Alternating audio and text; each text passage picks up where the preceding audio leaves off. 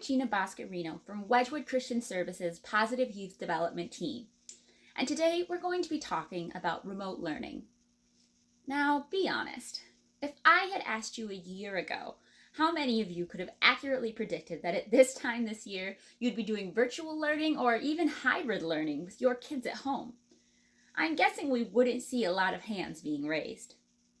Virtual learning is not without its challenges, but it also provides some wonderful opportunities for growth. Today, we're going to give you some tips about how you can make the most out of this experience for you and your child.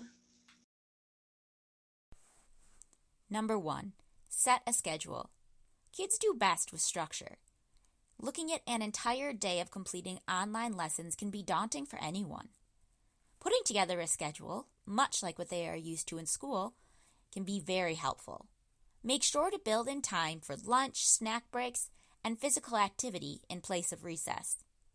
Set alarms or timers so they know when to move to the next activity, and make sure to put the schedule somewhere they can see it. Older students can take ownership of their own learning by providing their input on activities and selecting the order. You can add some variety by planning a different schedule for different days. For example, maybe on Monday, Wednesday, Friday, they spend their morning break doing yoga to a YouTube video, and on Tuesday and Thursday, they practice an instrument. Experts recommend that younger children work on online assignments for no more than 20 minutes at a time before taking a 10-minute break. Middle and high school students should take a break every 45 minutes to an hour at the very most. Number 2, cultivate other interests. Remember that education includes much more than just the core subjects. Students may find themselves missing art, music, and other enriching classes. Allow them to choose activities they enjoy, like reading books, painting, or making music, and build them into the daily schedule. This is also a great time to learn a new skill, like sewing, or have them start a blog. Number 3, set up a designated workspace. Another part of structure is setting up the right learning environment. Help kids put together a designated space for remote learning. Being consistent about using this space for schoolwork and only schoolwork helps students to focus. Keeping workbooks, textbooks, art supplies, and pencils in the space ensures that they are ready to go when it's time to start. They won't need to run around looking for notes or a pencil. If your child doesn't have a desk at home, any flat surface works, as long as it's used consistently. Learning materials can be placed in a bin to be brought out during school hours and put away later. If you have multiple kids working at the same table, it can be helpful to create cubicles using cardboard boxes. Kids can personalize these cubicles with calendars, reminders, and pictures to make it feel more like an office. Number 4, monitor progress. This one can be especially difficult for working parents who cannot be home to supervise and redirect distracted students. Fortunately, many districts use programs like Edgenuity or PowerSchool, which allows parents to check their students' grades and see any missing assignments.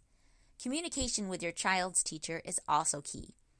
Ask them to update you with any concerns and check in periodically. Number 5, encourage students to take ownership.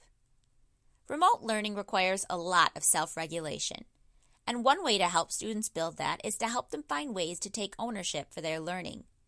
Have kids create a plan for what to do when they encounter difficult assignments. What are the steps they can take or people they can go to if they need help? Teach students to be their own self-advocates and show them how they can ask their teachers for what they need. Give kids the power to set their own learning goals and track progress in a visual way. Lastly, pay attention to your child's emotional state and be flexible. It's okay to take an unscheduled break for a few minutes if he or she is getting frustrated. Teach children to name and tame their feelings. Sometimes just acknowledging how you're feeling using an I feel statement can help make emotions feel smaller and less threatening. Get in the practice of asking your child how they are feeling. You can even build a midday check-in into the daily schedule. As with anything, you will always have good days and bad days with virtual learning. But don't be afraid to try something new. sometimes it takes a while to figure out what works best for your child. So what are some of your favorite tips for remote learning? Be sure to let us know in the comments below.